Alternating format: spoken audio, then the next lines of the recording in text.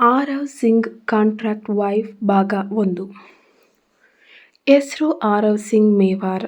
30ನೇ ವಯಸ್ಸಿಗೆ ಜಗತ್ತೇ ಅಚ್ಚರಿಪಡುವಂತಹ ಸಾಮ್ರಾಜ್ಯ ಕಟ್ಟಿದ ಕೋಟ್ಯಾಧಿಪತಿ. ಹಠಮಾರಿ, ಕಟು ಸ್ವಭಾವದ ಹ್ಯಾಂಗ್ರಿ ಹೆಂಗ್ಮ್ಯಾನ್. ಆತನ ದೃಷ್ಟಿಯಲ್ಲಿ ಪ್ರೀತಿ, ಮದುವೆ ಎಲ್ಲವೂ ಬರೀ ಸುಳ್ಳು.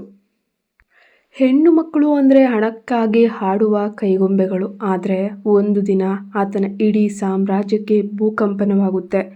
ಅಜ್ಜ ಕೊಟ್ಟ ಆ 1 ವಾರದ ಡೆಡ್ಲೈನ್ ಮತ್ತು ಹೆಗಲ ಮೇಲಿರೋ 1000 ಕೋಟಿ ರೂಪಾಯಿಯ ಸಾಲದ ಆಪತ್ತು. ಕಣ್ಣೆದುರೇ ಕಟ್ಟಿ ಬೆಳೆಸಿದ ಸಾಮ್ರಾಜ್ಯ ಉಳಿಸ್ಕೊಳ್ಬೇಕಾದ್ರೆ ಆತ ಇನ್ನು ಕೇವಲ 7 ದಿನಗಳಲ್ಲಿ ಮದುವೆಯಾಗಲೇಬೇಕು. ಪ್ರೀತಿ ಇಲ್ಲದ ಲೈಫಲ್ಲಿ ಕೇವಲ ಬಿಸ್ನೆಸ್ ಡೀಲ್ಗಾಗಿ ಆತ ಹುಡುಕ್ತಿರೋದು ಒಬ್ಬ ಕಾಂಟ್ರಾಕ್ಟ್ ವೈಫ್. ಆಗಲೇ ಆತನ ಕಣ್ಣಿಗೆ ಬೀಳ್ತಾಳೆ ಕಡುಬಡತನದಲ್ಲೂ ಮುಗ್ಧತೆಯಿಂದ ಬದುಕುತ್ತಿರುವಂತಹ ಆ ರಸ್ತೆ ಬದಿಯ ಹುಡುಗಿ. ಅವಳು ಯಾರು ನೋಡೋಣ.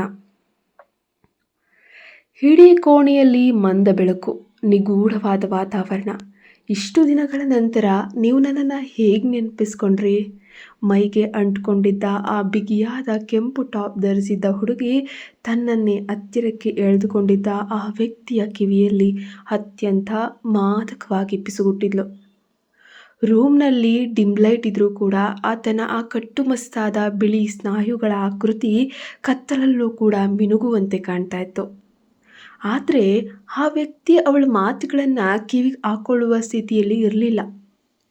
ಏನೂ ಕೇಳಿಸ್ದೇ ಇರೋ ರೀತಿ ವರ್ತಿಸುತ್ತಾ ಕಣ್ಣುಗಳನ್ನು ಗಟ್ಟಿಯಾಗಿ ಮುಚ್ಚಿ ಅವಳ ಕುತ್ತಿಗೆ ಮತ್ತು ತುಟಿಗಳ ಮೇಲೆ ಪ್ರೀತಿಯ ಮುತ್ತುಗಳ ಮಳೆ ಕರೆಯಲು ಆರಂಭಿಸಿದ್ದ.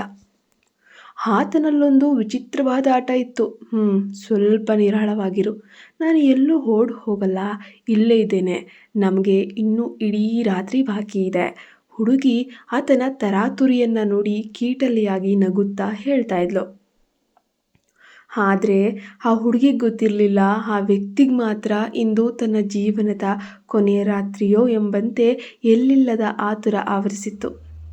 ಆ ವೇಗದ ಹಿಂದೆ ಏನೋ ಒಂದು ತಲ್ಲಣ ಇತ್ತು. ಅಷ್ಟರಲ್ಲೇ ಶಾಕಿಂಗ್ ಟ್ವಿಸ್ಟ್ ಎದುರಾಯಿತು. ಯಾರೋ ಕಂಟ್ರೋಲ್ ಮಾಡ್ತಿರೋ ರೋಬೋಟ್ ಥರ ಆ ವ್ಯಕ್ತಿ ದಿಢೀರನ್ನೇ ತನ್ನ ಫೋನ್ನತ್ತ ದೃಷ್ಟಿ ಹಾಯಿಸ್ತಾನೆ. ಸ್ಕ್ರೀನ್ ಮೇಲೆ ಮೂಡಿದ್ದ ಆ ಒಂದು ಮೆಸೇಜ್ ನೋಡಿ ಒಂದು ಕ್ಷಣ ಸ್ತಬ್ಧನಾದ. ಮರುಕ್ಷಣವೇ ಕೈಯಲ್ಲಿ ಫೋನ್ ಹಿಡಿದು ಆ ಏನೂ ಇಲ್ಲದ ಮೈಯಲ್ಲೇ ಮಂಚದಿಂದ ಎದ್ದು ನಿಂತು ರೂಮ್ನಿಂದ ಹೊರನಡೆಯಲು ಆರಂಭಿಸಿದ. ಅಲ್ಲಿವರೆಗಿದ್ದ ರೊಮ್ಯಾಂಟಿಕ್ ಮೂಡ್ 1 ಸೆಕೆಂಡಲ್ಲೇ ಮಾಯ. ಆರವ್, ಏನಾಯಿತು? ಎಲ್ಲಿಗೆ ಹೋಗ್ತಿದ್ಯಾ ಮಧ್ಯರಾತ್ರಿಯಲ್ಲಿ? ಬೆಚ್ಚಿಬಿದ್ದ ಆ ಹುಡುಗಿ ಮೈ ಮೇಲೆ ಕೇವಲ ಒಂದು ಬಿಳಿ ಬೆಡ್ಶೀಟನ್ನು ಸುತ್ತಕೊಂಡು ಆತಂಕದಿಂದ ಕಿರುಚಿದ್ಲು. ಆರವ್ ನಡಿಗೆ ನಿಲ್ಲಿಸಲಿಲ್ಲ. ಬಾಗಿಲ ಬಳಿ ಬಂದು ಒಮ್ಮೆ ತಿರುಗಿ ನೋಡ್ದ. ಆತನ ಕಣ್ಣುಗಳಲ್ಲಿ ಯಾವುದೇ ಭಾವನೆಗಳಿರಲಿಲ್ಲ. ಎಲ್ಲಿಯೂ ಇಲ್ಲ. ಇವತ್ತಿನ ಮೀಟಿಂಗ್ ಮುಗಿದಿದೆ, ಶುಭರಾತ್ರಿ, ಮತ್ತೆ ಸಿಗೋಣ, ಕಟುವಾಗಿ ನುಡಿದ ಆರವ್ ಆ ಹುಡುಗಿ ಏನನ್ನು ಕೇಳುವಷ್ಟರಲ್ಲೇ ಬಿರುಗಾಳಿಯಂತೆ ಆ ಕೋಣೆಯಿಂದ ಹೊರಟೇ ಹೋದ. ಕಾರಿನ ಇಂಜಿನ್ ಗರ್ಜಿಸಿತು. ಆರವ್ ಹೋಟೆಲ್ನಿಂದ ಹೊರಬಂದು ತನ್ನ ಐಷಾರಾಮಿ ಮಹಲಿನ ಕಡೆಗೆ ಗಾಡಿಯನ್ನು ವೇಗವಾಗಿ ಚಲಾಯಿಸೋಕೆ ಆರಂಭಿಸ್ತಾನೆ. ಆತನ ಕೈಗಳು ಸ್ಟೇರಿಂಗನ್ನು ಗಟ್ಟಿಯಾಗಿ ಹಿಡಿದಿದ್ವು. ಕಣ್ಣುಗಳಲ್ಲಿ ಅದೇನೋ ತಳಮಳ. ಬ್ಲೂಟೂತ್ ಆನ್ ಮಾಡಿ ತಕ್ಷಣ ಒಂದು ನಂಬರ್ಗೆ ಡಯಲ್ ಮಾಡ್ತಾನೆ. ರಿಂಗ್ ಆಗ್ತಿದ್ದಂಗೆ ಆ ಕಡೆಯಿಂದ ಧ್ವನಿ ಕೇಳಿಸುತ್ತೆ. ಹೌದು ಅಂಕಲ್, ಏನಾಯಿತು ಹೇಳಿ? ಆ ಹುಡುಗಿಗೆ ಏನಾದರೂ ವ್ಯವಸ್ಥೆ ಮಾಡಿದ್ದೀರಾ? ಆರವ್ ಧ್ವನಿಯಲ್ಲಿ ತರಾತುರಿ ಎದ್ದು ಕಾಣ್ತಾ ಇತ್ತು. ಹಾಂ, ಈಗಲೇ ಇಲ್ಲಪ್ಪ ರಾವ್, ಆದರೆ ನಾನು ಪ್ರಯತ್ನಿಸ್ತಾನೆ ಇದ್ದೀನಿ ಅಷ್ಟೇ. ಫೋನಿನ ಇನ್ನೊಂದು ಬದಿಯಿಂದ ಮಧ್ಯವಯಸ್ಕ ಭರತ್ ಚಿಕ್ಕಪ್ಪನ ತಡಕಾಡುವ ಧ್ವನಿ ಕೇಳಿಸ್ತಾ ಇತ್ತು. ಇನ್ನೂ ಪ್ರಯತ್ನಿಸಬೇಡಿ ಅಂಕಲ್, ನನಗೆ ಪ್ರಯತ್ನ ಬೇಡ, ಫಲಿತಾಂಶ ಕೊಡಿ, ಫಲಿತಾಂಶ. ಆರವ್ ಕಾರಿನ ವೇಗವನ್ನು ಮತ್ತಷ್ಟು ಹೆಚ್ಚಿಸುತ್ತಾ ಬಹುತೇಕ ಹತಾಶೆಯಿಂದ ಕಿರುಚಾಡ್ದ. ಈಗ ನನಗೆ ಬೇರೆ ಯಾವುದೇ ದಾರಿ ಉಳಿದಿಲ್ಲ ಅಂಕಲ್. ಪ್ರತಿಯೊಂದನ್ನು ಉಳಿಸಬೇಕಾದ್ರೆ ಈಗ ನನಗಿರೋದು ಇದೊಂದೇ ದಾರಿ. ಆರವ್ನ ಧ್ವನಿಯಲ್ಲಿದ್ದ ಆತಂಕ ಮತ್ತು ಅಸಮಾಧಾನ ಭರತ್ ಅಂಕಲ್ ಅವರ ಎದೆಯನ್ನು ನಡುಗಿಸಿತು. ಫೋನಿನ ಆ ಕಡೆಯಿಂದ ಭರತ್ ಅಂಕಲ್ಲು ಒಂದು ಕ್ಷಣ ಮೌನವಾದರು. ಅವರ ಕಣ್ಣ ಮುಂದೆ ಸುಮಾರು 22 ವರ್ಷಗಳ ಹಿಂದಿನ ಆ ಕರಾಳ ದೃಶ್ಯ ಬಂದು ಹೋಯಿತು. ಅಂದು ಆರವ್ ತಾಯಿ ತೀರ್ಕೊಂಡಾಗ ನೋಡಿದ್ದ ಆ ಮುಗ್ಧ ಮುಖ ನೆನಪಾಗಿ ಅವ್ರ ಕಣ್ಣುಗಳು ತೇವವಾದವು. ಇಂದಿಗೂ ಭರತ್ ಅಂಕಲ್ ಆ ದೃಶ್ಯವನ್ನು ಮರೆಯಲು ಸಾಧ್ಯವೇ ಇಲ್ಲ. ಕೇವಲ 8 ವರ್ಷದ ಪುಟ್ಟ ಹುಡುಗ ಆರವ್ ಹೆಣವಾಗಿ ಬಿದ್ದಿದ್ದ ತನ್ನ ತಾಯಿಯ ಮೃತದೇಹದ ಮುಂದೆ ಹೆದರಿ ಅಳುತ್ತಿದ್ದ ತನ್ನ ಪುಟ್ಟ ತಂಗಿ ಅನನ್ಯಾಳನ್ನು ಮಡಿಲಲ್ಲಿ ಗಟ್ಟಿಯಾಗಿಡಿದು ಅಸಹಾಯಕನಾಗಿ ನಿಂತಿದ್ದ. ಆ ಭೀಕರ ದೃಶ್ಯ ಯಾರನ್ನಾದರೂ ಕರಗಿಸುವಂತಿತ್ತು. ಆ ಒಂದು ಸಾವು ಆರವ್ನ ಇಡೀ ಜೀವನವನ್ನೇ ಉಲ್ಟಾ ಪಲ್ಟಾ ಮಾಡಿಬಿಡುತ್ತೆ. ಅಲ್ಲಿವರೆಗೂ ಸದಾ ಹಸನ್ಮುಖಿಯಾಗಿ ತಮಾಷೆ ಮಾಡಿಕೊಂಡಿದ್ದ ಮುಗ್ಧ ಬಾಲಕ ಅಂದಿನಿಂದ ಸಂಪೂರ್ಣವಾಗಿ ಬದಲಾಗಿ ಹೋಗ್ತಾನೆ. ಇತ್ತ ಅವನ ತಂದೆ ಅಜಯ್ ಸಿಂಗ್ ಮೇವಾರ್ ಕೂಡ ಪತ್ನಿಯ ಮರಣದಿಂದಾಗಿ ಎಷ್ಟು ದೊಡ್ಡ ಆಘಾತಕ್ಕೊಳಗಾಗ್ತಾರೆ ಅಂದರೆ ಇಷ್ಟು ವರ್ಷಗಳಾದರೂ ಆ ನೋವಿನಿಂದ ಹೊರಬರೋಕೆ ಅವ್ರಿಗೆ ಸಾಧ್ಯನೇ ಇಲ್ಲ. ಅಂಕಲ್, ಕೇಳ್ತಾ ಇದ್ದೀರಾ ನಾನು ಏನು ಹೇಳ್ತಾ ಇದ್ದೀನಿ ಅಂತ? ನಿಮಗೆ ಅರ್ಥ ಆಗ್ತಿದೆಯಾ? ಆರವ್ ಫೋನ್ನಲ್ಲಿ ಜೋರಾಗಿ ಕೂಗಿದಾಗ ಭರತ್ ಅಂಕಲ್ ಬೆಚ್ಚಿ ಬೀಳ್ತಾರೆ. ಹೌದೌದು ಆರವ್, ನಾನು ಕೇಳ್ತಾ ಇದ್ದೀನಿ. ಆರವ್ನ ಅಧಿಕಾರದ ಧ್ವನಿ ಭರತ್ ಚಿಕ್ಕಪ್ಪನನ್ನ ಗತಕಾಲದ ಯೋಚನಾ ಲೋಕದಿಂದ ದಿಢೀರನೆ ಹೊರಗೆಳಿತು. ಭರತ್ ಅಂಕಲ್ ತಕ್ಷಣ ವಿಷಯವನ್ನು ಬದಲಾಯಿಸಲು ಪ್ರಯತ್ನಿಸಿದ್ರು. ಅವರ ಧ್ವನಿಯಲ್ಲಿ ಈಗ ಕಳವಳ ತುಂಬಿತ್ತು. ಅಂದ ಹಾಗೆ ಆರವ್, ಅಜ್ಜ ಹೇಗಿದ್ದಾರೆ? ಅವ್ರು ಚೆನ್ನಾಗಿದ್ದಾರಾ? ಅಷ್ಟಕ್ಕೂ ಅವರು ಇದ್ದಕ್ಕಿದ್ದಂತೆ ನಿನ್ನನ್ನು ಜೈಪುರಕ್ಕೆ ಯಾಕೆ ಕರೆಸ್ಕೊಂಡ್ರು? ಏನಾದರೂ ತೊಂದರೆಯೇ? ಭರತ್ ಚಿಕ್ಕಪ್ಪ ಕೇಳಿದ ಆ ಪ್ರಶ್ನೆಗೆ ಕಾರ್ನಲ್ಲಿದ್ದ ಆರವ್ ಮುಖ ಮತ್ತಷ್ಟು ಗಂಭೀರವಾಗಿ ಹೋಯಿತು. 1 ವಾರದೊಳಗೆ ನಾನು ಮದುವೆಯಾಗದಿದ್ದರೆ ತನ್ನ ಕೋಟ್ಯಾಂತರ ರೂಪಾಯಿ ಬೆಲೆ ಬಾಳುವಂತಹ ಇಡೀ ಆಸ್ತಿಯನ್ನು ವಿಕ್ಕಿ ಹೆಸರಿಗೆ ಬರೆದು ಬಿಡುವುದಾಗಿ ಅಜ್ಜ ನನಗೆ ಫೋನ್ ಮಾಡಿ ವಾರ್ನಿಂಗ್ ಕೊಟ್ಟಿದ್ದಾರೆ ಅಂಕಲ್. ಕಾರಿನ ಸ್ಪೀಡನ್ನು ಹೆಚ್ಚಿಸುತ್ತಲೇ ಆರವ್ ಆಡಿದ ಆ ಮಾತುಗಳ ಬಾಂಬ್ನಂತೆ ಸಿಡಿತಾ ಇದ್ವು. ಏನು? ಅಜ್ಜ ಹಾಗಂದ್ರ? ಭರತ್ ಚಿಕ್ಕಪ್ಪನಿಗೆ ಆ ಮಾತು ಕೇಳಿ ತಲೆಯಲ್ಲಿ ಸಿಡಿಲು ಬಡ್ದಂಗಾಯಿತು. ಆಶ್ಚರ್ಯದಿಂದ ಅವರ ಧ್ವನಿ ನಡುಗಿತ್ತು. ಹೌದು, ಕೊನೆಗೂ ಪರಿಸ್ಥಿತಿ ಇಲ್ಲಿಯವರೆಗೂ ಬಂದು ನಿಂತಿದೆ. ನನ್ನ ಕಣ್ಣೆದುರೇ ಕಟ್ಟಿ ಬೆಳೆಸಿದಂತಹ ನನ್ನ ಕಂಪನಿ ಮತ್ತು ಈ ಮನೆಯನ್ನು ನಾನು ಉಳಿಸ್ಕೊಳ್ಬೇಕಾದ್ರೆ ಇನ್ನು ಕೇವಲ 1 ವಾರದೊಳಗೆ ನಾನು ಮದುವೆಯಾಗಲೇಬೇಕಾಗಿರೋ ಪರಿಸ್ಥಿತಿ.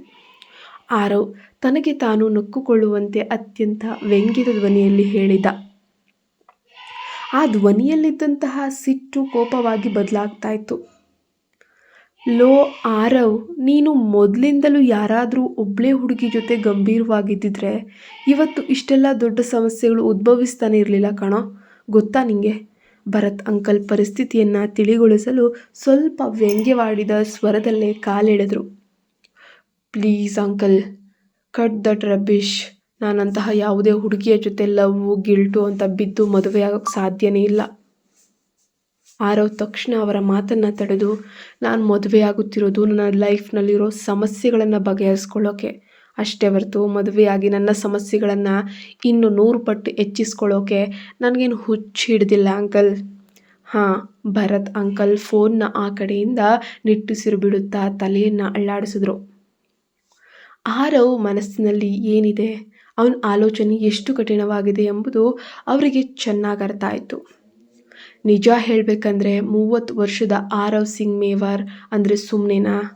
ಇಂದಿನ ಜನ್ರೇಷನ್ನ ಯಾವುದೇ ಹುಡುಗಿ ತನ್ನ ಲೈಫ್ ಪಾರ್ಟ್ನರ್ನಲ್ಲಿ ಏನೇನು ಕ್ವಾಲಿಟಿಗಳನ್ನು ನಿರೀಕ್ಷಿಸ್ತಾಳೋ ಆ ಎಲ್ಲ ಗುಣಗಳು ಅವನಲ್ಲಿದ್ವು.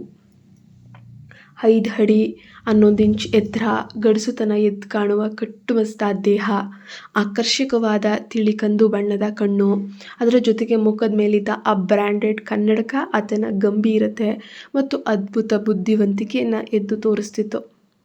ಕೇವಲ 30ನೇ ವಯಸ್ಸಿಗೆ ಸಾಮಾನ್ಯ ಜನರು ಇಡೀ ಜೀವಮಾನದಲ್ಲೂ ಸಾಧಿಸೋಕೆ ಸಾಧ್ಯವಾಗದ ಅತ್ಯುನ್ನತ ಮೈಲಿಗಲ್ಲನ್ನು ಆತ ಆಲ್ರೆಡಿ ತಲುಪಿಬಿಟ್ಟಿದ್ದ.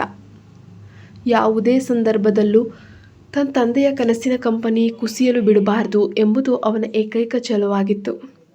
ಅದು ಕೇವಲ ಕಂಪನಿಯಾಗಿರಲಿಲ್ಲ, ಅವನ ಇಡೀ ಅಸ್ತಿತ್ವ ಮತ್ತು ಹೆಮ್ಮೆಯ ಮೂಲವಾಗಿತ್ತು. ಆದರೆ ಇಷ್ಟೆಲ್ಲ ಇದ್ದರೂ ಹೆಣ್ಣು ಮಕ್ಕಳ ವಿಷಯದಲ್ಲಿ ಮಾತ್ರ ಆರವ್ನ ಅದೃಷ್ಟ ಸಂಪೂರ್ಣವಾಗಿ ಕೈಕೊಟ್ಟಿತ್ತು. ಇಲ್ಲಿಯವರೆಗೆ ಅವನ ಲೈಫ್ ಬಂದ ಪ್ರತಿಯೊಬ್ಬ ಹುಡುಗಿನೂ ಕೂಡ ಅವನನ್ನಾಗಲಿ ಅವನ ಪ್ರೀತಿಯನ್ನಾಗಲಿ ಇಷ್ಟಪಟ್ಟವರಲ್ಲ. ಅವರೆಲ್ಲರೂ ಕಣ್ಣಿಟ್ಟಿದ್ದು ಕೇವಲ ಅವನ ಹಣ, ಸೌಂದರ್ಯ, ಅಂತಸ್ತಿನ ಮೇಲೆ ಮಾತ್ರ. ಹಾಗಾಗಿ ಈಗ ಆರವ್ನ ದೃಷ್ಟಿಯಲ್ಲಿ ಹುಡುಗಿರಂದರೆ ಕೇವಲ ಹಣಕ್ಕಾಗಿ ಏನು ಬೇಕಾದರೂ ಮಾಡುವಂತಹ, ಹಣದಿಂದ ಸುಲಭವಾಗಿ ಕಂಟ್ರೋಲ್ ಮಾಡಬಹುದಾದಂತಹ ಬರೇ ಕೈಗೊಂಬೆಗಳಷ್ಟೆ. ಚಿಕ್ಕಪ್ಪ ಭರತ್ಗೆ ಆರವ್ನ ಈ ಮನಸ್ಥಿತಿ ಹಿಂದಿರುವಂತಹ ಕೈಸತ್ಯ ತುಂಬ ಚೆನ್ನಾಗಿ ಗೊತ್ತಿತ್ತು. ಮರುದಿನ ಮುಂಜಾನೆ ಕಣ್ಬಿಟ್ಟ ತಕ್ಷಣ ಆರವ್ನ ಕಣ್ಮುಂದೆ ಬಂದದ್ದು ಅದೇ 1 ವಾರದ ಡೆಡ್ಲೈನ್. ತಡ ಮಾಡದೆ ಮುಂಬೈಗೆ ಹೊರಡಲು ಸಿದ್ಧನಾದ. ತನ್ನ ಭವ್ಯ ಮಹಲಿನಿಂದ ಜೈಪುರ ವಿಮಾನ ನಿಲ್ದಾಣದ ಕಡೆಗೆ ಹೆದ್ದಾರಿಯಲ್ಲಿ ಕಾರ್ ನುಗ್ತಿದ್ದಾಗ ಡ್ಯಾಶ್ ಬೋರ್ಡ್ ಮೇಲಿದ್ದ ಅವನ ಐಫೋನ್ ಇದ್ದಕ್ಕಿದ್ದಂತೆ ಜೋರಾಗಿ ರಿಂಗಣಿಸ್ತು. ಸ್ಕ್ರೀನ್ ಮೇಲೆ ಭರತ್ ಚಿಕ್ಕಪ್ಪನ ಹೆಸರು ಫ್ಲ್ಯಾಶ್ ಆಗ್ತಿತ್ತು. ಹಲೋ ಅಂಕಲ್, ಏನಾಯ್ತು? Any progress? ಆರವ್ ತಕ್ಷಣ ಫೋನ್ ರಿಸೀವ್ ಮಾಡ್ದ. ಆರವ್, ಸರ್ವನಾಶ ಆಯ್ತಪ್ಪ. ಬ್ಯಾಂಕ್ನ ಆಫೀಸರ್ಸ್ ಟೀಮ್ ಈಗ ತಾನೇ ಕಚೇರಿಗೆ ಬಂದಿದ್ದಾರೆ. ಅವರು ಫೈನಲ್ ವಾರ್ನಿಂಗ್ ಲೆಟರ್ ತಂದಿದ್ದಾರೆ. ಭರತ್ ಅಂಕಲ್ ಧ್ವನಿಯಲ್ಲಿ ನಡುಕ ಎದ್ದು ಕಾಣಿಸ್ತಾ ಇತ್ತು. ಉಸಿರು ಬಿಗಿ ಹಿಡಿದು ಮಾತನ್ನ ಮುಂದುವರೆಸಿದ್ರು. ಇನ್ನು ಕೇವಲ 1 ವಾರದೊಳಗೆ ನೀನು ಆ 1000 ಕೋಟಿ ರೂಪಾಯಿ ಸಾಲವನ್ನು ಹಿಂತಿರುಗಿಸ್ತಿದ್ರೆ ಮುಗೀತು, ಎಲ್ಲ ಮುಗಿದೋಗುತ್ತೆ. ನಮ್ಮ ಇಡೀ ಸಾಮ್ರಾಜ್ಯ ಮುಟ್ಟುಗೋಲಾಗುತ್ತೆ. 1000 ಕೋಟಿ ರೂಪಾಯಿ, ಆ ಬೆಟ್ಟದಂತಹ ಮೊತ್ತದ ಹೆಸರನ್ನು ಕೇಳಿದ್ರೂ ಆರವ್ ಧೃತಿಗೆಡಲಿಲ್ಲ. ಅವನ ಮುಖದಲ್ಲಿ ಒಂದು ಕ್ರೂರವಾದ ನಗು ಮೂಡುತ್ತೆ. ಹಾಂ ಅಂಕಲ್, ಪ್ಲೀಸ್ ಹೇಗಾದರೂ ಮಾಡಿ ಆ ಬ್ಯಾಂಕ್ನವರಿಗೆ ಮನವರಿಕೆ ಮಾಡಿ ಅವ್ರಿಗೆ ಹೇಳಿ, ಇನ್ನು ಕೇವಲ ಒಂದೇ 1 ವಾರದಷ್ಟರಲ್ಲೇ ಅವ್ರ ಪ್ರತಿಯೊಂದು ಪೈಸೆನೂ ನಾನು ಅವರ ಮುಖಕ್ಕೆ ಹೊಡೆದ ಹಾಗೆ ಹಿಂತಿರುಗಿಸ್ತೀನಿ ಅಂತ. ಆರವ್ ದೀರ್ಘವಾಗಿ ನಿಟ್ಟುಸಿರು ಬಿಡುತ್ತಾ ಆತ್ಮವಿಶ್ವಾಸದಿಂದಲೇ ಉತ್ತರಿಸ್ತಾನೆ. ತಕ್ಷಣ ಕರೆಯನ್ನು ಕಡಿತಗೊಳಿಸಿದ ಆತನ ತಲೆಯಲ್ಲಿ ಈಗ 100 ಯೋಚನೆಗಳು ಓಡಾಡ್ತಾನೆ ಇದ್ವು. ಮುಂಬೈ ಏರ್ಪೋರ್ಟ್ನಲ್ಲಿ ಫ್ಲೈಟ್ ಹಿಡಿದಿದ್ದೇ ತಡ. ಆರವ್ ನೇರವಾಗಿ ತನ್ನ ಇನ್ವೆಸ್ಟರ್ಸ್ ಹೂಡಿಕೆದಾರರ ಜೊತೆ ನಿಗದಿಯಾಗಿದ್ದಂತಹ ಸೀಕ್ರೆಟ್ ಮೀಟಿಂಗಾಗಿ ರೋಸ್ ಆ್ಯಂಡ್ ಕ್ರೌನ್ ಹೋಟೆಲ್ನತ್ತ ತನ್ನ ಕಾರ್ನಲ್ಲಿ ಸಾಗ್ತಿದ್ದ. ಮನಸ್ಸು ಬಿರುಗಾಳಿಯಂತೆ ಇತ್ತು. ಕ್ರಿಚ್ ಇಡೀ ರಸ್ತೆ ನಡುಗುವಂತೆ. ಆರವ್ ಇದ್ದಕ್ಕಿದ್ದಂತೆ ಗಾಡಿಯ ತುರ್ತು ಬ್ರೇಕ್ ಮೀನ್ಸ್ ಎಮರ್ಜೆನ್ಸಿ ಬ್ರೇಕನ್ನೇ ಹಾಕಿದ. ಕಾರಿನ ಟೈರ್ಗಳು ರಸ್ತೆಗೆ ಉಜ್ಜಿಕೊಂಡು ಭೀಕರ ಶಬ್ದವನ್ನೇ ಮಾಡ್ತವೆ. ಹೇ, ನಿನಗೇನು ಕಣ್ಣು ಕಾಣಿಸಲ್ವಾ? ಕುರುಡಳ ನೀನು? ಆರವ್ ಬಹಳ ಸಿಟ್ಟಿನಿಂದ ಕಿರಿಚ್ತಾನೆ. ಅವನು ತಕ್ಷಣ ಕಾರಿನ ಗ್ಲಾಸನ್ನು ಕೆಳಗಿಳಿಸಿ ತಲೆ ಹೊರಹಾಕಿ ರಸ್ತೆಯತ್ತ ಅತ್ಯಂತ ಆಕ್ರೋಶದಿಂದ ನೋಡ್ದ. ಅವನ ಕಾರಿನ ಡಿಕ್ಕಿಯಾಗುವಷ್ಟರಲ್ಲೇ ನಿಂತಿದ್ದ ಆ ದೃಶ್ಯ ಕಣ್ಣಿಗೆ ಬಿತ್ತು. ಮುಂದೆ ಒಬ್ಬ ಸುಂದರ ಯುವತಿ, ಅಸಹಾಯಕಳಾದ ಒಬ್ಬ ವಯಸ್ಸಾದ ವೃದ್ಧೆಯ ಕೈಯನ್ನು ಅತ್ಯಂತ ಪ್ರೀತಿಯಿಂದ ಹಿಡಿದುಕೊಂಡು ಹೆದ್ದಾರಿ ದಾಟಲು ಸಹಾಯ ಮಾಡ್ತಿದ್ದಂಥವಳು. ಕಾರ್ ಅಷ್ಟೊಂದು ವೇಗವಾಗಿ ಬಂದು ಬ್ರೇಕ್ ಹಾಕಿದ್ರೂ ಕೂಡ ಆ ಹುಡುಗಿಯ ಮುಖದಲ್ಲಿ ಚೂರೇ ಚೂರು ಭಯ ಇರಲಿಲ್ಲ. ಬದಲಿಗೆ ಆ ವೃದ್ಧೆಯನ್ನು ಕಾಪಾಡಿದ ನೆಮ್ಮದಿ ಇತ್ತು. ಆದರೆ ಮೀಟಿಂಗ್ ಮೂಡ್ನಲ್ಲಿದ್ದ ಆರವ್ಗೆ ಹೆಣ್ಣು ಮಕ್ಕಳ ಮೇಲೆ ಮೊದಲೇ ಸಿಟ್ಟಿತ್ತು. ಈಗ ಆತನ ಕೋಪ ನೆತ್ತಿಗೆ ಹೇರಿತ್ತು. ಹೇಯ್, ನಿನಗೇನಾದರೂ ಹುಚ್ಚು ಹಿಡ್ದಿದೆಯೇ? ಅಷ್ಟು ದೊಡ್ಡ ಕಾರ್ ಬರ್ತಿರೋದು ಕಣ್ಣಿಗೆ ಕಾಣಿಸ್ತಾ ಇಲ್ವಾ ನಿನಗೆ? ಆರವ್ ಆ ಹುಡುಗಿಯನ್ನು ತೀಕ್ಷ್ಣವಾಗಿ ನೋಡಿ ಇಡೀ ರಸ್ತೆ ಕೇಳಿಸುವಂತೆ ಜೋರಾಗಿ ಕೂಗ್ದ. ಆರವ್ನ ಆ ಕಿರುಚಾಟಕ್ಕೆ ಆ ಹುಡುಗಿ ಎದುರಲೇ ಇಲ್ಲ. ಅವಳು ನಿಧಾನವಾಗಿ ತಿರುಗಿ ಅತ್ಯಂತ ಅಸನ್ಮುಖಿಯಾಗಿ ಆತನ ಕಡೆಗೆ ಒಮ್ಮೆ ನೋಡಿ ಕೈ ಎತ್ತಿ ಮೇಲಿದ್ದ ಟ್ರಾಫಿಕ್ ಲೈಟ್ ಕಡೆಗೆ ಬೆರಳು ಸನ್ನೆ ಮಾಡಿದ್ಲು. ಆರವ್ ಕಣ್ಣೆತ್ತಿ ಮೇಲಕ್ಕೆ ನೋಡಿದಾಗ ಅಲ್ಲಿ ದೊಡ್ಡದಾಗಿ ರೆಡ್ ಲೈಟ್ ಹುರಿತಿತ್ತು. ಆ ಸಿಗ್ನಲ್ನಿಂದಾಗಿಯೇ ಸುತ್ತಲ ಕಾರುಗಳು ಸಾಲು ಸಾಲು ನಿಂತಿತ್ತು. ತಪ್ಪು ತನ್ನದೇ ಎಂದು ಗೊತ್ತಾದ ತಕ್ಷಣ ಆರವ್ ಸದ್ದಿಲ್ಲದೆ ತನ್ನ ಸೀಟ್ನಲ್ಲಿ ಹಿಂದೆ ಸರಿದು ಕುಳಿತ. ಆದರೆ ಅವನ ಕಣ್ಗಳು ಮಾತ್ರ ಆ ಹುಡುಗಿನೇ ದಿಟ್ಟಿಸ್ತಾ ಇದ್ವು. ಅವಳು ಗಾಢ ಗುಲಾಬಿ ಬಣ್ಣದ ಸಾಂಪ್ರದಾಯಿಕ ಸೂಟನ್ನು ಧರಿಸಿದ್ಲು. ಹೆಗಲ ಮೇಲೆ ಬಿಳಿ ಸ್ಕಾರ್ಫ್ ಹಾರಾಡ್ತಿತ್ತು. ಕಿವಿಯಲ್ಲಿ ದೊಡ್ಡದಾದ ಆಕರ್ಷಕ ಕಿವಿಯೋಲೆಗಳು, ಹಣೆ ಮೇಲೊಂದು ಪುಟ್ಟ ಕೆಂಪು ಬಿಂದಿ ಮತ್ತು ಕಣ್ಣುಗಳಿಗೆ ಗಾಢವಾಗಿ ಹಚ್ಚಿದ್ದ ಕಾಡಿಗೆ ಅವಳ ಹಂದಕ್ಕೆ ಮತ್ತಷ್ಟು ಮೆರುಗು ನೀಡ್ತಾ ಇದ್ವು. ಆ ವೃದ್ಧೆಗೆ ರಸ್ತೆ ದಾಟಿಸಿದ ಖುಷಿಯಲ್ಲಿ ಅವಳ ಮುಖದಲ್ಲಿ ಒಂದು ಮುಕ್ತವಾದ ನಗು ಇತ್ತು. ಚಿಕ್ಕ ಮಗುವಿಗೆ ತಾನೇ ಆಸೆ ಪಟ್ಟ ಆಟಿಕೆ ಸಿಕ್ಕಾಗ ಸಿಗೋ ತೃಪ್ತಿ ಅವಳ ಮುಖದಲ್ಲಿ ಎದ್ದು ಕಾಣ್ತಾ ಇತ್ತು. ಅವಳ ಆ ಮುಗ್ಧತೆಯನ್ನು ನೋಡ್ತಿದ್ದಂಗೆ ಇಷ್ಟೊತ್ತು ಆರವ್ನ ಮುಖದಲ್ಲಿದ್ದ ಆ ಒಂದು ಚಿಂತೆ ಗೆರೆಗಳು ಕ್ಷಣಾರ್ಧದಲ್ಲಿ ಮಾಯವಾದವು. ಆತನಿಗೆ ಗೊತ್ತಿಲ್ಲದಂತೆ ಅವನ ತುಟಿಗಳ ಮೇಲೂ ಒಂದು ಸಂತೃಪ್ತ ನಗು ಮೂಡಿತು. ಅವಳು ರಸ್ತೆ ದಾಟಿ ತನ್ನ ಕಣ್ಣಿನ ದೃಷ್ಟಿಯಿಂದ ಸಂಪೂರ್ಣವಾಗಿ ಮರೆಯಾಗುವವರೆಗೂ ಆತ ಅವಳನ್ನೇ ನೋಡುತ್ತಾ ಮಂತ್ರಮುಗ್ಧನಾಗಿದ್ದ. ಹೇ ಮಿಸ್ಟರ್, ಗಾಡಿ ಮುಂದೆ ತೆಗೀರಿ. ಇಲ್ಲಿ ಏನಾದರೂ ಟ್ರಾಫಿಕ್ ಜಾಮ್ ಮಾಡೋ ಪ್ಲ್ಯಾನ್ ಇದೆಯಾ? ನಿಮಗೇನಾದರೂ ಹಿಂದಿನ ವಾಹನದವನೊಬ್ಬ ಬಂದು ಕಾರಿನ ಕಿಟಕಿ ಬಡಿಯುತ್ತಾ ಜೋರಾಗಿ ಕೂಗಿದಾಗಲೇ ಆರವ್ಗೆ ಆ ಕ್ಷಣ ಎಚ್ಚರ ಆಗಿದ್ದು. ತಕ್ಷಣ ನಿಜ ಪ್ರಪಂಚಕ್ಕೆ ಮರಳಿದಂತಹ ಆರವ್ ಗಾಬರಿಯಿಂದ ಆಕ್ಸಿಲೇಟರ್ನ ಹೊತ್ತಿ ಕಾರನ್ನು ಮುಂದಕ್ಕೆ ಚಲಾಯಿಸಿದ. ಮನಸ್ಸಿನಲ್ಲಿ ಇನ್ನೂ ಆ ಹುಡುಗಿಯ ಮುಖವೇ ಸುಳಿದಾಡ್ತಿದ್ರು ಹೇಗೋ ಕಂಟ್ರೋಲ್ ಮಾಡಿಕೊಂಡು ರೋಸ್ ಆ್ಯಂಡ್ ಕ್ರೌನ್ ಹೋಟೆಲ್ಗೆ ಬಂದು ತಲುಪ್ತಾನೆ. ಕಾರನ್ನ ಪಾರ್ಕ್ ಮಾಡ್ತಿದ್ದಂಗೆನೆ ಅವನ ಐಫೋನ್ ಬೀಫ್ ಎಂದು ಸೌಟ್ ಮಾಡ್ತು ಯಾವುದೋ ಒಂದು ಮೆಸೇಜ್ ಕೂಡ ಬರುತ್ತೆ. ಕುತೂಹಲದಿಂದ ಫೋನ್ ತೆಗೆದು ಮೆಸೇಜ್ ನೋಡಿದ ಆರವನ ಮುಖ ಕ್ಷಣಾರ್ಧದಲ್ಲೇ ಕಳಹೀನವಾಗುತ್ತೆ. ಇಡೀ ಜಗತ್ತೇ ಕುಸಿದು ಬಿದ್ದಂತಾಯ್ತು. ಆ ಸಂದೇಶ ಕಳಿಸಿ ಇನ್ವೆಸ್ಟರ್ ತನೇಜಾ. ಅವಳು ಇವತ್ತಿನ ಆ ಇಂಪಾರ್ಟೆಂಟ್ ಸೀಕ್ರೆಟ್ ಮೀಟಿಂಗನ್ನು ದಿಢೀರನೆ ರದ್ದುಗೊಳಿಸ್ತಿದ್ದಾಳೆ. ಆರವ್ ಗಾಬರಿಯಿಂದ ತಕ್ಷಣ ಅವಳಿಗೆ ಮರುಕರೆಯನ್ನು ಮಾಡಿದ್ದ. ಆದರೆ ಆ ಕಡೆಯಿಂದ ಯಾವುದೇ ರೀತಿಯ ರೆಸ್ಪಾನ್ಸ್ ಅನ್ನೋದು ಬರಲೇ ಇಲ್ಲ. ಹಾ ಶೋ ದಿ ಹೆಲ್. ಆರವ್ ತಡೆಯಲಾಗದ ಕೋಪ ಮತ್ತು ಹತಾಶೆಯಿಂದ ಕಿರುಚುತ್ತಾ ಸ್ಟೇರಿಂಗ್ ವೀಲ್ ಮೇಲೆ ತನ್ನ ಕೈಯನ್ನು ಬಲವಾಗಿ ಗುದ್ದ. ಆತನ 1,000 ಕೋಟಿ ಉಳಿಸಿಕೊಳ್ಳಬೇಕಾಗಿದ್ದ ಕೊನೆಯ ಆಶಾ ಕಿರಣವೇ ಕಣ್ಣೆದುರೇ ಕರಗಿ ಹೋಗ್ತಾ ಇತ್ತು. ಎಲ್ಲವೂ ಮುಗಿಯಿತು. ಸಂಪೂರ್ಣವಾಗಿ ನಿರಾಶೆಗೊಂಡ ಆರವ್ ಅಲ್ಲಿಂದ ವಾಪಸ್ ಹೋಗಲು ತನ್ನ ಕಾರನ್ನು ತಿರುಗಿಸಲು ಹೋದ. ಆಗಲೇ ಅವನ ಕಣ್ಣಿಗೆ ಬಿದ್ದಿದ್ದು ರಸ್ತೆಯ ಪಕ್ಕದಲ್ಲಿದ್ದ ಆ ಸಣ್ಣ ಲೋಕಲ್ ಬಾರ್. ಏನು ಯೋಚಿಸಿದ ಆತ ಕಾರನ್ನು ತಂದು ಅದರ ಮುಂದೆ ನಿಲ್ಲಿಸಿದ. ತನ್ನನ್ನು ಯಾರು ಗುರುತಿಸಬಾರದೆಂದು ತಲೆಯ ಮೇಲೆ ಕ್ಯಾಪನ್ನು ಮತ್ತಷ್ಟು ಕೆಳಗೆ ಎಳೆದುಕೊಂಡ. ಕೋಟ್ಯಾಧಿಪತಿಯಾದ ಆರವ್ ಸಿಂಗ್ ಮೇವಾರ್ ತನ್ನ ಇಡೀ ಲೈಫ್ನಲ್ಲೇ ಈ ರೀತಿಯ ಒಂದು ಸಾಮಾನ್ಯ ಬಾರ್ ಒಳಗೆ ಕಾಲಿಟ್ಟಿದ್ದು ಜೀವನದಲ್ಲಿ ಇದೇ ಮೊದಲ ಬಾರಿ.